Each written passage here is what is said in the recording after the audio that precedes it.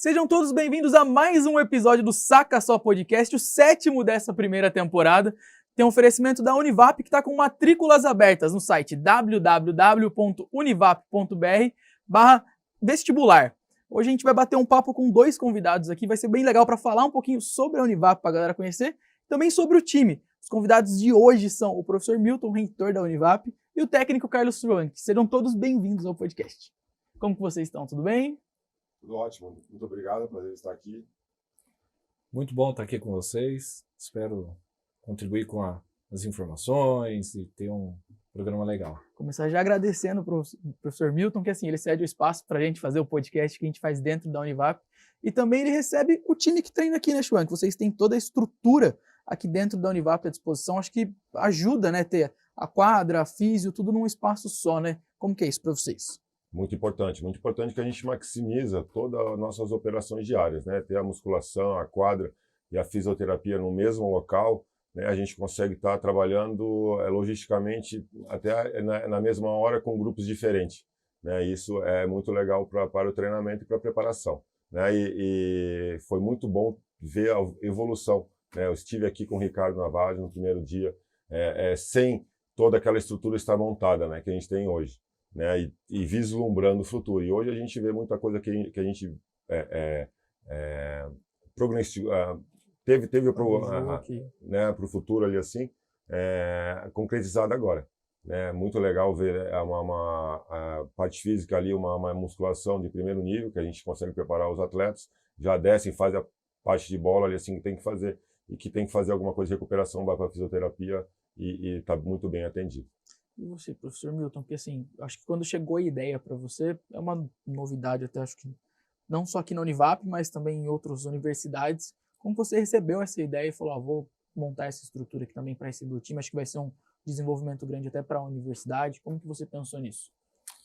Nós pensamos da seguinte forma, a Univap em si, ela tem procurado promover para os seus alunos, de todos os cursos, alguma forma diferente de que eles encontram em sala de aula, para eles saírem da teoria e conhecer a parte prática. Ter um esporte de primeiro rendimento, de primeiro nível aqui, de alto rendimento, iria acrescentar muitos cursos afins.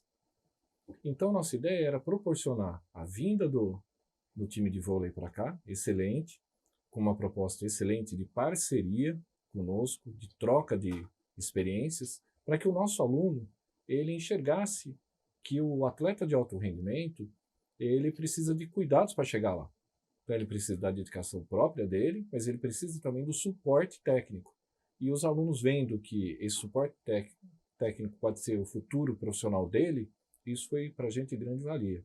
Então esse foi o caminho que a gente trilhou, que a gente pensou em trilhar com a vinda do time aqui.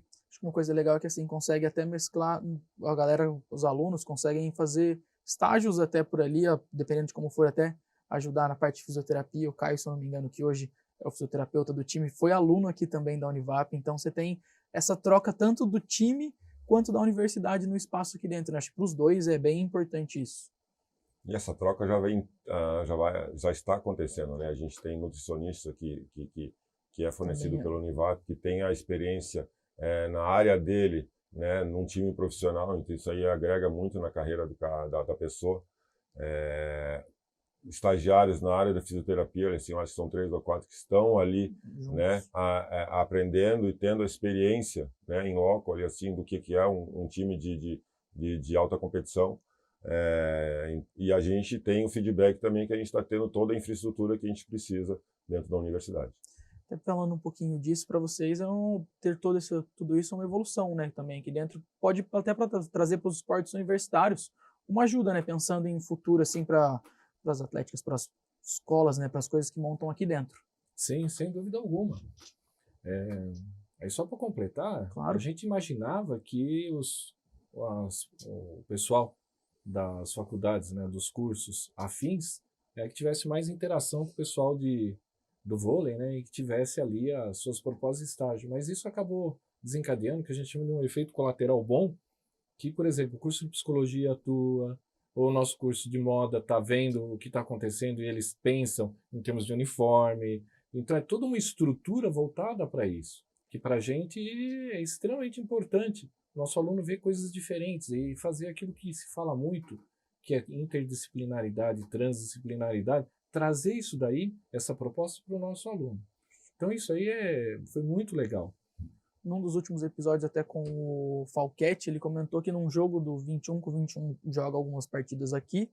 O pessoal do jornalismo também foi ali e fez uma matéria para a TV Univap. Então você vê que outros cursos que às vezes não teriam essa ligação direta com a modalidade estão acompanhando e tá gerando esse engajamento em toda a universidade, a gente pode se dizer. Sim, nós tivemos o pessoal da Rádio TV, do jornalismo, fazendo as transmissões ao vivo do 21, né, aqui dentro. Né? Então isso para a gente é muito legal. E eu acho que até para vocês que recebem os carinhos dos alunos, às vezes passando ali, acompanhando um treino ou outro, que às vezes acompanham um pouquinho, não chegam a atrapalhar em momento algum e acompanham, né, Schwank? E começa a ter uma identidade, né?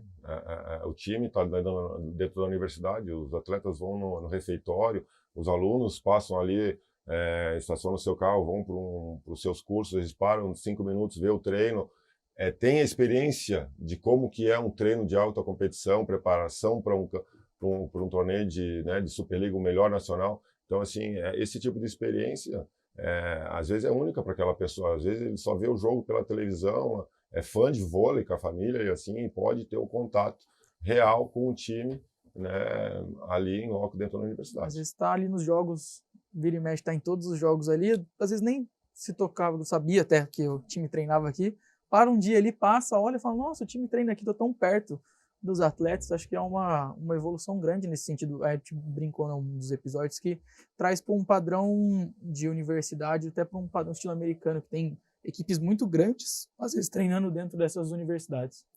Sim, e você colocou a questão das atléticas, o nosso pessoal, eles se sentem mais incentivados, mais participantes do processo, porque ele está vendo um time treinar. Quer dizer, não tem segredo, né? Se você quer evoluir num determinado esporte, que é o caso, por exemplo, tem que treinar. Né? Então ele vê o pessoal dando duro lá, né, nos treinamentos.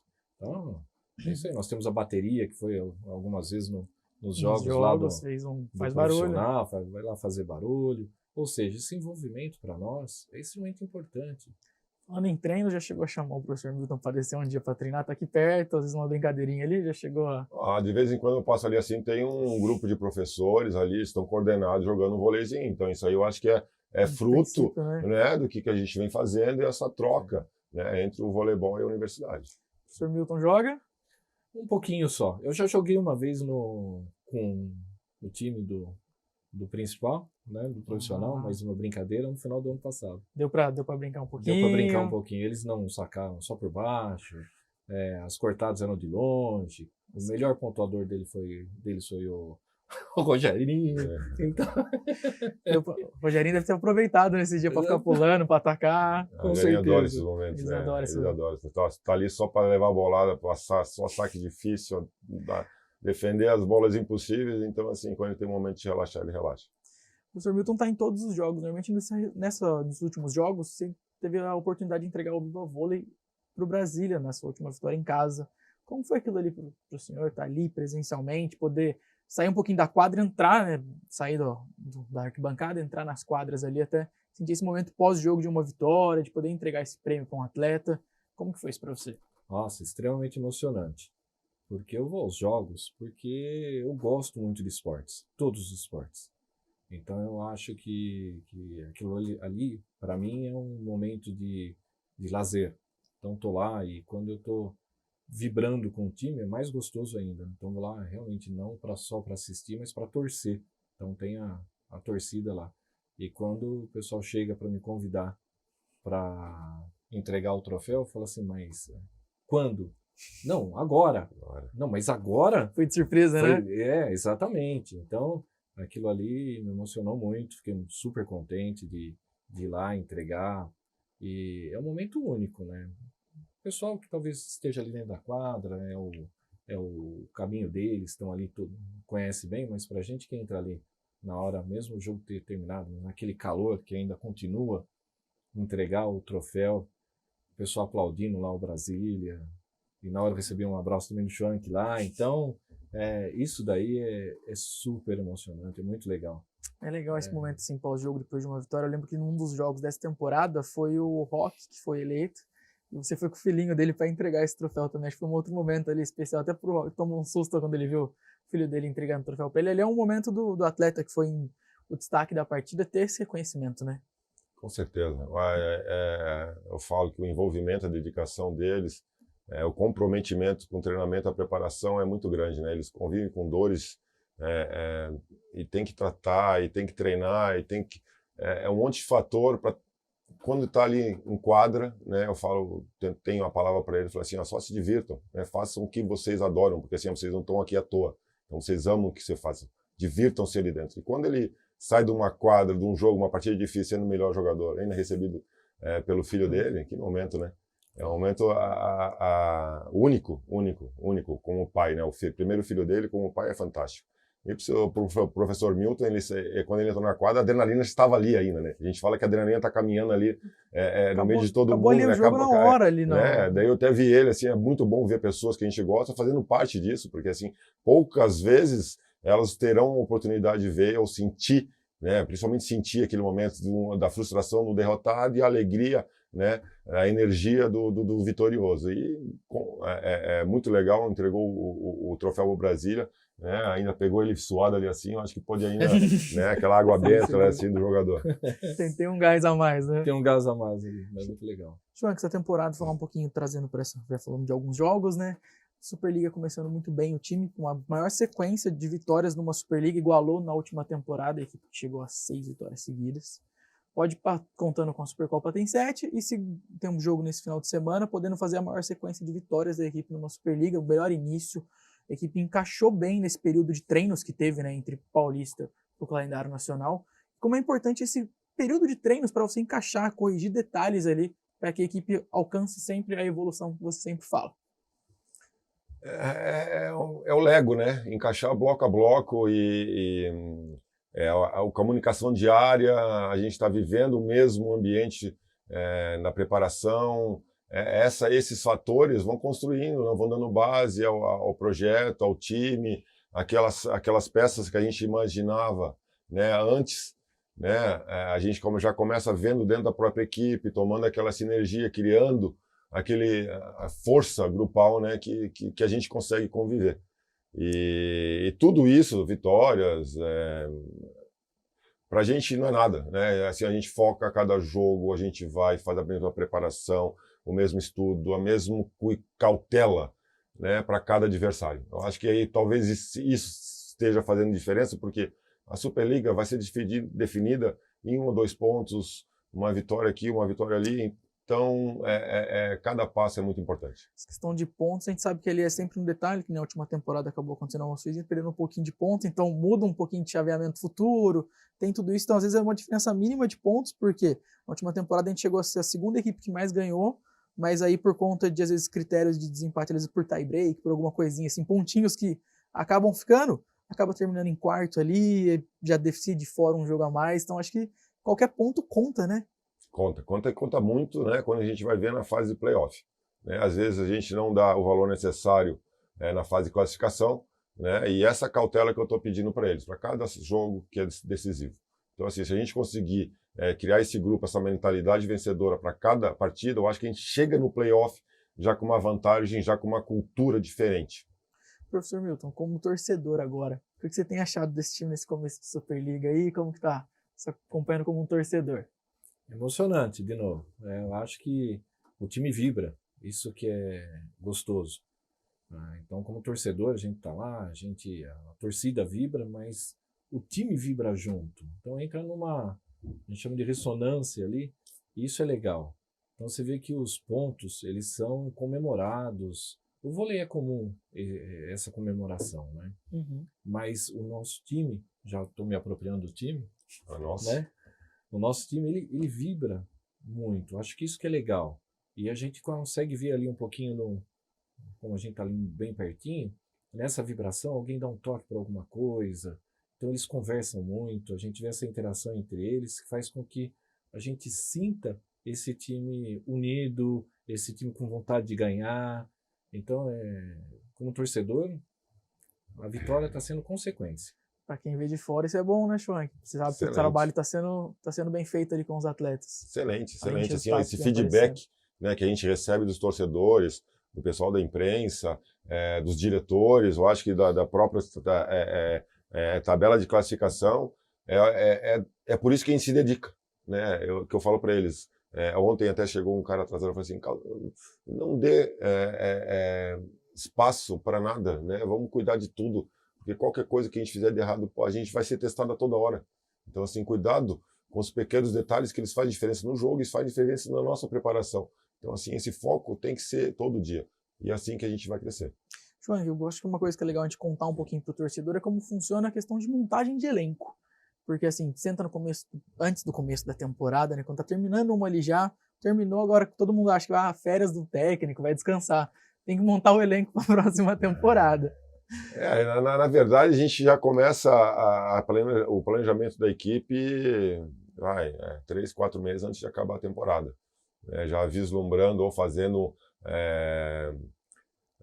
uma média de tudo que aconteceu com cada um, né, performance individual, coletiva. Então, e assim, um fato raro para mim foi assim, a primeira equipe que eu consegui formar do meu jeito, ou assim, das minhas características é essa. Tá? Essa foi a primeira que você conseguiu montar do jeito que... Então, junto com o Ricardo, o Rodrigo, a gente conversou muito e eu insisti em alguns nomes, insistia em bases de bloqueio alta, né? Eu acho que isso faz diferença e está fazendo um pouquinho de diferença na nossa caminhada.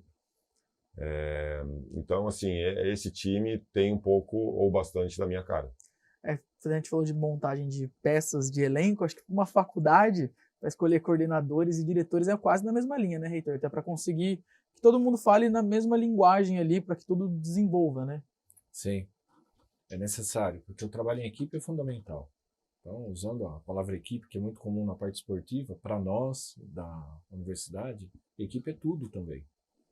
Então, a gente diz que a gente tem hierarquia de responsabilidade. Então, o reitor ele tem as suas responsabilidades, mas um coordenador tem outras responsabilidades e a troca tem que ser de igual para igual. A gente tem que estar falando a mesma linguagem, tem que estar junto nesse processo todo. É claro que envolve treinamentos, conhecimento específicos da área onde ele vai atuar, mas o trabalho em equipe é fundamental. Então é importante que a gente tenha isso de maneira... E só consegue esse trabalho em equipe quando você tem transparência naquilo que são os objetivos. Uhum. Então, nós precisamos alcançar tal coisa. Para isso, nós precisamos seguir esses passos. Esse passo tem que ficar muito claro para todos. E todos têm que ter as condições de opinar. Então, é assim que a gente acaba montando as equipes e os coordenadores, os professores são responsáveis por estágios. Então, é o perfil de cada um. Acho que quase trazendo para o time é a mesma coisa, né? Saber que todo mundo tem aquele planejamento em si e a relação entre todos ali tem que ser muito boa para funcionar. Igual, por exemplo, você com o Renato, que já conhecem, já jogaram juntos e até nas trocas quando você precisava ir para a seleção e ali ele sabia, dava para ver que o processo era linear, assim, quando você assumia, não tinha aquela mudança tão grande num processo desse. Justamente a escolha do Banana, meu braço direito ali dentro da comissão técnica, é pelas mesmas características de trabalho, né? E principalmente quando eu estava longe, né, eu sabia que o trabalho ia ser feito da minha maneira. Então, ele já sabia os exercícios, como lidar, como fazer. Então, tem uma linha de trabalho que é a mesma, né? Mas o que acontece ali assim dentro de uma organização, né, que quando a gente está fora, né, tudo é dividido entre eles, né, e cada jogador também tem sua responsabilidade, né? Então, assim, a gente tem a nossa responsabilidade dentro de criar um planejamento de treinamento e evolução, só que a gente estipula também e dá aos jogadores as suas responsabilidades dentro do grupo, a evolução total. Porque todo mundo precisa seguir na mesma linha para que essa sequência, um exemplo trazendo para o time, a sequência de vitórias aconteça, as conquistas apareçam, que nem a conquista da Supercopa, que foi a primeira conquista de título do time, mas assim, para que aconteça, não adianta às vezes uma comissão pensar direitinho, chegar dentro de quadra, não fluir, né?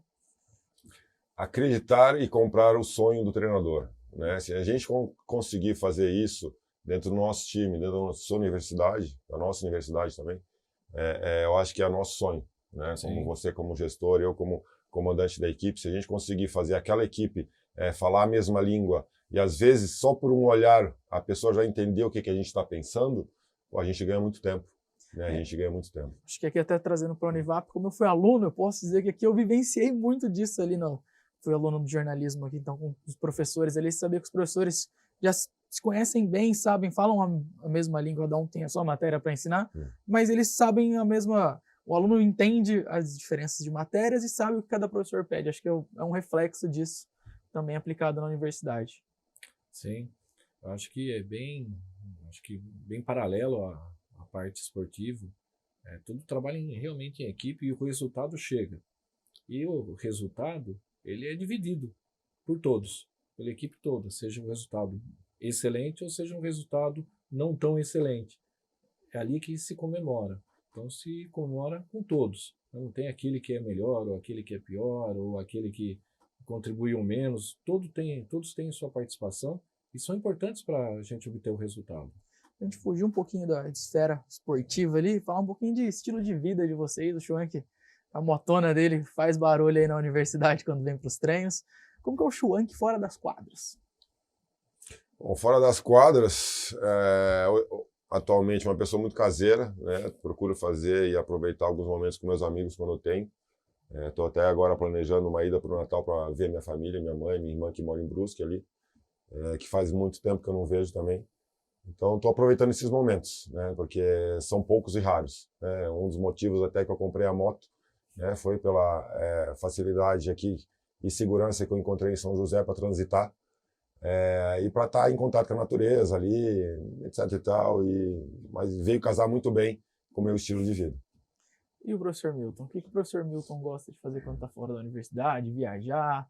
Estudar mais um pouco? Como que é o professor Milton fora da faculdade? Fora da faculdade, uma pessoa completamente normal, comum, diria normal, mas comum. Eu não tenho uma moto, mas eu tenho um Fusca. Então meu Fusca 67. Eu gosto de... Qual a cor do Fusca? Verde clarinho. Verde. Lá, original ainda. Então, nunca foi pintado, nunca foi mudado o motor original. Eu gosto do meu Fusca. E eu sou também bastante caseiro, eu gosto da minha casa. Não é o patrimônio, é o lar. Gosto muito de estar lá, gosto muito de ficar com os meus filhos quando eles estão para cá, com minha esposa, com meu cachorro, cuidar de coisas da casa. E claro, viajar é algo que está dentro daquilo que diria que um projeto de família. Nós sempre viajamos, não é, com alguma regularidade, que esse é o tipo de coisa que a gente acha que guarda pro resto da vida. Né? Então, conhecer lugares novos, isso é muito gostoso. É uma pergunta que dá para levantar para os dois, um na moto, o outro no Fusca, mas assim, o que já deu para fazer com o Fusca e com a moto viajando um pouquinho por aí? Quais lugares já percorreram? Eu não tive tempo. Ainda Só em São José mesmo. Né? São José, dei umas voltinhas por aqui. O máximo que eu fui foi até a Embraer, lá onde a gente faz treino e jogos algumas vezes. Mas eu não tive ainda essa oportunidade de sair com a moto ali, fazer Ali, no dia da Embraer, foi até engraçado que foi gravando. Como foi isso? Dirigir com o pessoal vindo do lado, gravando você andando com a moto? Foi diferente? É diferente, né? Uma experiência diferente. A gente está acostumado só ali fazer o trânsito de ir e vir para o treinamento ou alguma coisa trivial. E naquele dia foi uma sensação diferente, com certeza. E o Fusquinha? Conte que o Fusquinha já... Se eu for falar do Fusquinha, do que ele já fez, acho que vai uns 4, 5 programas. Mas eu vou só citar algumas coisas. Isso que é legal, essas histórias assim que são bacanas. Sim. O Fusca, na verdade, eu ganhei do meu pai quando eu estava na faculdade. Então, até lá, desde lá ele está comigo. E logo no começo, curiosamente, minha esposa, então a gente estudava na mesma faculdade, lá na USP Ribeirão, e essa faculdade tem um curso de Química, que eu sou químico, Psicologia, minha esposa é psicóloga, e Biologia nessa faculdade. E tem outras faculdades lá, da USP. E nessa faculdade, então a gente interagia bastante com o pessoal da Psicologia e da Biologia. E foi quando eu conheci minha esposa. E lá, ela não teve dúvida que logo no começo ela me compra tem um selo da Psicologia, ela já gruda no vidro do Fusca, tipo, é meu. Já né? garantiu ali, ó. Então tá lá o adesivinho lá da psicologia, né? Com os coraçõezinhos da psicologia, no vidro, que tá até hoje no meu Fusca. Então o selinho lá da faculdade, lá de 1986, tá lá no selinho do Fusca. E esse Fusca serviu lá na época, a gente saía namorar, saía para os lugares lá perto na região. E quantas vezes não viajei de Ribeirão Preto, que é onde eu fiz a faculdade, até São Paulo, onde meus pais moravam. Então o Fusca tem muita história ali muita dentro. história o Fusca. Tem muita Se história. meu Fusca falasse, Se então, meu- né? Hã? Então tem essa parte que ele não pode falar. Ah, então, É. você tem. Tem umas partes que o Fusca não pode contar algumas histórias, né? tem. Então, tem Mas um tem umas cadeadinho. que tem umas historinhas que pode contar. Tem muitas histórias ali, muito legal. Conta um perrenguezinho, que às vezes sempre tem, como o Fusca tem um tempinho, né? Acho que é legal pra... Então vou contar uma bem Conta um pra legal. gente. Uma que foi legal é que os amigos, sem as namoradas, as amigas, nós saímos e fomos para um lugar escondido lá, em Ribeirão Preto. E na volta, o Fusca me quebra o cabo do acelerador.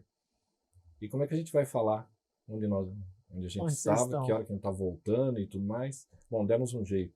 Um amigo veio deitado no para-choque do Fusca, né, com a tampa do motor aberta e fazendo a vez do acelerador, né? Lembro bem. E nós viemos, então, embora com o Fusca desse jeito, né? Ninguém descobriu. Agora, acho que deve Agora, tá agora sabendo. vai olhando ali pra Com câmera, vai exceção, ficar com sabendo. exceção dos amigos da época, agora as amigas sabem. A moto do Schwank não tem adesivo, né, Schwank? Mas alguma coisinha assim que... Não, mas assim, ó, eu aprendi a dirigir num Fusca, né? Até assim, essa semana, meus amigos, tem um grupo que a gente começou a jogar vôlei junto e a gente mantém esse grupo ali. O cara mandou, né? O meu amigo mandou a foto de um Fusca e um monte de amigo dentro.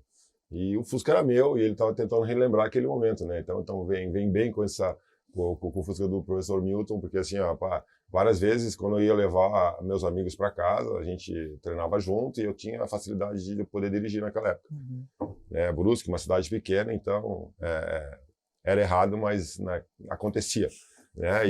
E algumas vezes eu fui parar dentro de algumas plantações de milho, né? A gente gostava de ficar rabiando com o carro e Passava reto. a gente entrava nas plantações de milho, dava ré, os caras iam pela frente, tirava o carro e entregava os caras lá assim e tava tudo certo. Mas o Fusca, então, do Schwank também tinha história, então. Isso aí também não pode falar, não. Não pode falar. Não pode contar muito sobre o Fusca. Vocês dois não são daqui de São José e chegaram para uma cidade que acredito que acolheu vocês da melhor forma possível. Como foi chegar a São José? Como que vocês viram a cidade em si? Como que é hoje viver aqui na cidade de São José dos Campos? Pode ficar à vontade. Então, eu cheguei em São José em 96. Na verdade, Um pouquinho antes de você, só na Schwank. Então ele deve começar, né? 27 de julho de 96. Por que essa data tão guardada? Porque nós morávamos lá em Ribeirão Preto, a nossa vida estava começando lá, né? Eu tinha uma filha naquela época de um pouquinho, foi quando a gente recebeu o convite para vir para cá, direto para a universidade, aqui para a Univap. A Univap estava sendo construída aqui nesse campus, então institutos de pesquisa, eles não existiam. Então eu fui convidado para vir aqui, montar o laboratório de pesquisa, então fui contratado como professor pesquisador aqui, que sou, né? Para desenvolver pesquisa na área de química. E quando nós viemos para cá, nós viemos simplesmente para assinar o contrato em 1 de agosto. Só que a gente já abriu mão de tudo lá em Ribeirão Preto e viemos para cá. Então, um pouco de inconsequência e confiança também na instituição, porque a gente abriu mão de tudo. Então, se por um acaso o reitor na época tivesse tido um piripaque ou acontecesse alguma coisa, eu ia ter que fazer, né? E chegamos aqui com a mudança, numa sexta-feira, tudo programado direitinho, numa sexta-feira aqui em São José dos Campos, com a mudança, e nós vimos que a cidade estava um pouco vazia. Aí, caramba, né? Estranho, né? Aí a gente não conhecia o Vale do Paraíba, tá? Não, nenhuma cidade, nenhuma não tinha nem cidade, passado só por de aqui. passagem para ir para a praia, né? Mas estranho, vazio. Aí vamos para perto lá, o interfone do prédio lá, o porteiro vem, fala assim, sou morador do apartamento 94 e tô com a mudança aqui. Ele falou assim, tudo bem, o senhor vai mudar segunda-feira? Eu falei, não, vamos dar agora, o caminhão tá aqui, olha o caminhão ali, Já tô aqui. olha o caminhão ali. E ele fala assim, não, hoje o senhor não pode mudar. Mas como não? Né? Como Feriado. não? Né? Que hoje é feriado. E nós não sabíamos, porque 27 de julho é aniversário da cidade. Uhum. Não é um feriado estadual e nem federal. Nossa. Então, pra gente, não se tinha ideia disso. E aí o cara não queria deixar a gente mudar. E como que vocês Com a fizeram? Nenê, de 1 ano e pouco, daí conversando e tal, fomos bem acolhidos, né? O porteiro ele não pôde tomar a decisão, mas ele chamou o síndico permitiu, e aí nós mudamos, né, no dia 27 de julho. É claro, tivemos problema, porque tudo fechado, né, nesse dia, e aí se emendava o feriado também, né? O Ixi, sábado também foi complicado. Então essa foi a nossa chegada em São José dos Campos, né? A gente pegou a cidade se transformando. Nessa época foi uma crise. Nós tivemos algumas questões aqui da região, algumas empresas fechando, outras mudando, privatizando. Então foi uma época complicada aqui. Mas nós fomos muito bem acolhidos pelo joseense, o pessoal do prédio ali começou já a nos acolher, a nos receber bem. A universidade a mesma coisa. E assim a gente foi caminhando. E estamos aqui, nasceram mais 2 filhos meus aqui, que já são Já joseenses. são joseenses. Então, digamos que agora a gente já pode dizer que Um cidadão nós joseense. somos joseenses já. E você, Schwank? Bom, eu cheguei ano passado, Uhum. depois de 10 anos morando no Oriente Médio, vindo para o Brasil só para passar férias. Né? Sou catarinense, então ficava em Floripa, ficava na minha cidade, Brusque, então ficava por ali. Mas surpresa total, assim, quando conheci a cidade, já tinha referências de pessoas que jogaram por aqui, Taubaté principalmente, ou já conhecia São José dos Campos, e me deram muito boas referências, mas assim, senti mesmo o prazer de morar aqui só quando eu mudei, e quando eu pude ter a convivência diária aqui em São José, foi fantástico, segurança e facilidade, né, para aeroporto, para praia, para a serra, então, logisticamente muito bem colocado. Totalmente diferente do Oriente Médio, de onde você passou um bom tempo lá. Como foi a vida no Oriente Médio? Né? Oriente Médio é marrom. Marrom? Marrom. A gente sente falta do verde. Então, isso aqui a gente sempre tem bastante aqui no Brasil. Mas, assim, eu fui feliz no Oriente Médio, um mercado que eu escolhi e se abriu, né, para eu trabalhar. Tive um sucesso grande.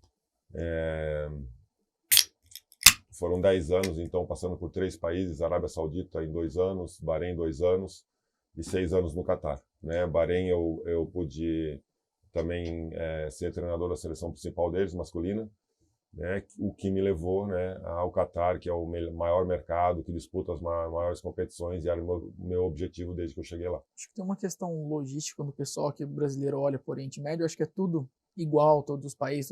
Mas passou por 3, dá para falar um pouquinho de diferenças entre eles ali, não dá para falar um pouquinho até de questão de trabalho mesmo para você, diferenças numa liga, como que foi isso durante o período lá? A minha primeira experiência foi na Arábia Saudita, eu acho que é o pior país para se morar, né, mais rígido em termos de regras e do que você pode fazer.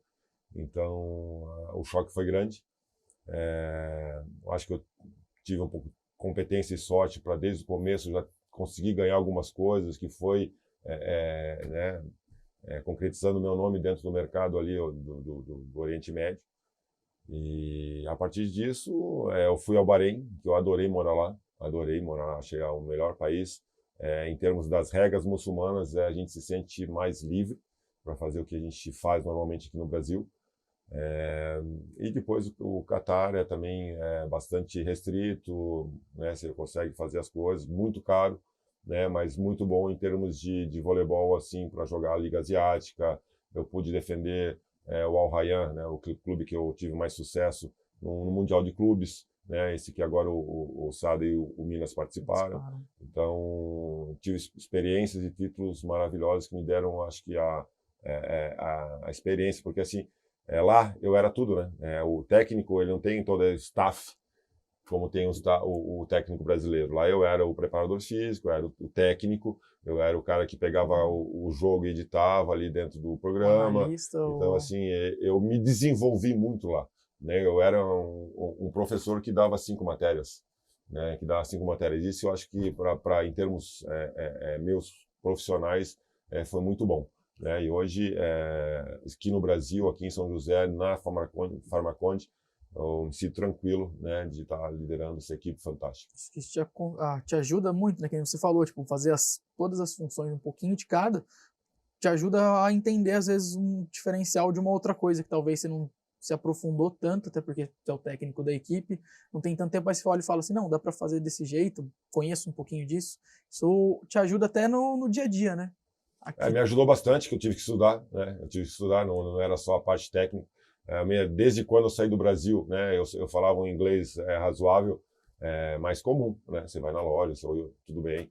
Mas quando eu decidi ser técnico, eram termos técnicos. Então eu estudava antes do treino, né? Só artigos internacionais em inglês, depois dava o treino em inglês e voltava para casa, minha cabeça doía durante 3 meses, assim, até assimilar todo aquele processo. Né? Então, assim, o desenvolvimento do treinador, do professor em qualquer área, eu acho que tem que ser constante. Né? E isso foi um facilitador para mim. Acho que dá até para trazer para cá também, para o desenvolvimento do professor. O professor falou que estudou fora do país também. Como que foi essas experiências? Eu fui fazer um pós-doc, né? Um estágio de professor, que a gente chama, na Inglaterra, em East Anglia. E você se depara com uma cultura, mesmo sendo ocidental ali, né, na Inglaterra, mas é diferente o comportamento, o dia a dia. O brasileiro aqui, a gente trabalha, o pessoal costuma falar que a gente não gosta muito de trabalhar, a gente trabalha aqui o tempo inteiro, 24 horas. Lá, os laboratórios fecham às 11 horas. Na verdade, eles fecham às 6 da tarde, né, a parte de pesquisa dos laboratórios da universidade, e é permitido só para alguns pesquisadores ficar até as 11 da noite. Depois fecha, só vai abrir no outro dia. Então tem todo um rigor lá em relação a essas questões que muda o comportamento. E nós brasileiros, nós temos uma capacidade, pelo menos na minha área que eu vi ali, né, que eu tive oportunidade de experimentar, de adaptação. Para a gente, não tem um determinado equipamento, você usa outros 2. Você dá um jeito. A gente mostra essa versatilidade enorme para desenvolver as questões. Os problemas que tem lá, isso foi... eu fui muito bem recebido lá na universidade em relação a isso. E mostra que nós temos condições, sim, de estar muito bem o brasileiro lá fora. Isso nos torna também mais autoconfiantes, né? Porque a gente vê que aquela estrutura que eles têm, que no caso lá na universidade que eu fui, que era maravilhosa, muito à frente das nossas aqui, porque eles têm equipamentos de uma geração sempre à frente da nossa, né? Hoje já menos, né? Isso eu estou falando lá em 98. Diminuiu um pouquinho essa... Diminuiu. Hoje com a globalização, nossa, hoje com a rapidez dos transportes e tudo é outra história. Mas na época eles sempre tinham coisas bem à frente da gente, né? E você aprender com eles essa rigidez de comportamento, ainda mais o povo inglês, e você conseguir colocar as coisas que você aprende, foi muito gostoso, foi muito produtivo também para mim como profissional. E essas experiências vocês puderam trazer para cá pontos, quando vocês voltam para cá, né, com pontos para evoluir nas equipes de vocês, tanto talvez na forma de treinamento, ou então na forma de ensino, que vocês conseguiram puxar um pouquinho, que você falou, isso aqui na época eu consegui trazer um pouquinho, para evoluir tanto o ensino quanto a equipe aqui nesse período.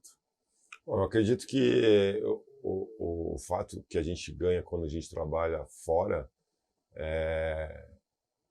eu trabalhei com pessoas multiculturais.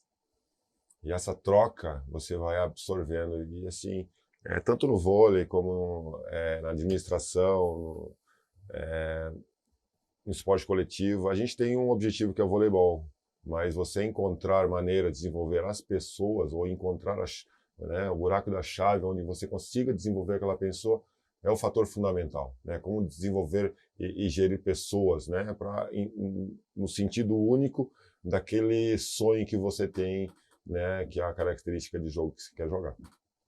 E você, professor Milton? Nessa época eu fui como professor, pesquisador, então meu objetivo lá era a parte de pesquisa. Uhum. Então, aprender técnicas novas e colocá-las em ação aqui, né? Então, eles têm um cuidado muito especial com relação a comportamento, né?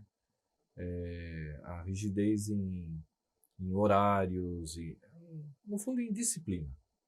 Eu acho que isso é importante para nós, né? E eu acho que isso dá para levar em sala de aula, não só na pesquisa, né, mas em sala de aula, como professor. O que é disciplina? Disciplina não é ser sisudo, ser muito radical, ser radical, ou ser uma pessoa que não tem flexibilidade. Não, disciplina tem hora para tudo. Você precisa ter concentração nas atividades. Se você não tem concentração numa determinada situação, você não vai aprender, porque aprender é uma questão de memorização, né? Se você dispersa aquilo, você não aprende. Então, só um exemplo rápido, né? Então, lá, você entrava na sala de aula, então a gente tinha as trocas de informações e tudo mais, era um grupo grande dentro da universidade, então tinha as apresentações. Você não tinha pessoa que entrava ou saía durante, isso era mais raro. E quando isso acontecia, era um silêncio absoluto, né?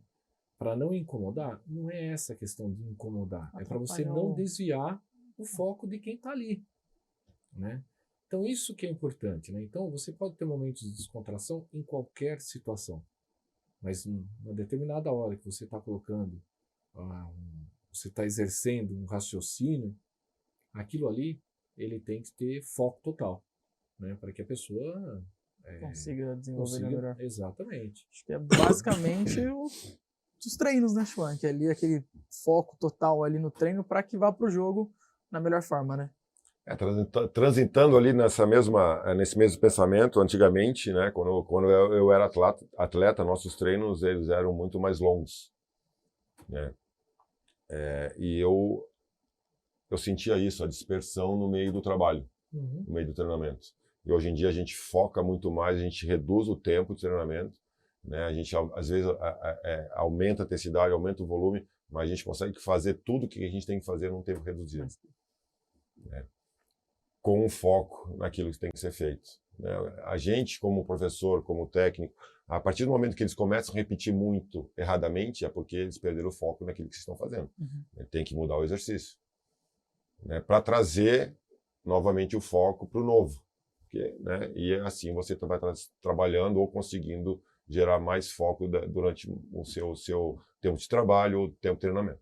Schwank, da vida de atleta, o que você traz para hoje? Assim, você que era um exímio bloqueador, hoje você tem no seu time o líder em bloqueios por set e o maior pontuador de bloqueios da liga. 2 diferentes, são 2 centrais da sua equipe. O que você consegue trazer, além dessa, passar um pouquinho dessa experiência de bloqueio para essa equipe de hoje, na sua função como... Eu tenho essa lenda, né, que eu era bom no bloqueio. Não, mas era meu melhor fundamento mesmo. Acho que o bloqueio era o fundamento, mas a minha leitura de jogo era muito boa. Então, o que fazia meu bloqueio ser bom. Então, acho que é uma coisa antes da outra. A leitura de jogo, que eu acho que eu afinei ao longo dos anos. A leitura de jogo, a leitura do jogador, do movimento. Eu ter passado muito tempo por aquela mesma situação, eu sei alguns atalhos, né, para chegar mais longe, né? Então, assim, a compra do meu sonho, da minha característica, da minha filosofia pelos atletas, faz eles estarem onde estão, né? Eles estão fazendo porque eles estão focados naquilo que eles têm que fazer. Eles sabem que eles podem ser campeões, né? A gente já deu um exemplo na Supercopa e eles estão acreditando nisso. Então, para mim, como técnico, hoje é muito fácil, né? Porque eles já estão imbuídos no mesmo propósito. Então, assim, é muito mais hoje gerenciamento de pessoas dentro do mesmo propósito coletivo. Professor Milton, como um torcedor agora, você já teve curiosidade para saber o que está escrito no tablet do Schwank, que ele fica mostrando ali durante o jogo? Eu devia ter trazido. Eu ia pedir, mas eu acabei esquecendo de pedir antes. Você sabe que eu já tive observando, né? Eu já tá filmando lá, eu aumentei, fiquei olhando lá, um monte de pontinho ali. Eu achei que era uma quadra, mas parece que não é uma quadra. Então, eu faço algumas fotos ali, eu também vou nas fotos, eu dou um zoom assim para ver o que é. O que tá escrito? Às vezes parece tem uns Então, eu tenho... calendários, algumas vezes eu fico com algumas janelas abertas e vou onde eu quero analisar. Mas, assim, durante o jogo, né, eu tenho 4 janelas abertas que são fundamentais para mim. Né, que como dali eu consigo esquematizar o nosso esquema de bloqueio e defesa mais perto deles. Então, dentro do histórico que a gente estudou, com a informação que eu recebo na hora, tudo aquilo ali que eu estou vendo é informação na hora que o Felipe nosso estatístico, está mandando para mim, para nós. Né? Então, para mim e para a equipe do banco que tem o computador, a gente está recebendo a informação. Então, ali eu vejo a direção de ataque de cada jogador. Em cada posição tem a distribuição do levantador, aonde ele está levantando mais, qual o atacante que está definindo e qual a porcentagem disso. E a direção que ele está fazendo. Então, dentro disso tudo que eu estou recebendo, eu estou conseguindo conversar com nossos jogadores para montar o nosso esquema de bloqueio e defesa. Então, tem momento de ataque, momento de transição e a distribuição do levantador adversário. E acho que isso é muito na leitura de jogo, porque você falou desde a sua época de jogo, mas assim, ali também, como técnico, tem que ser muito rápido.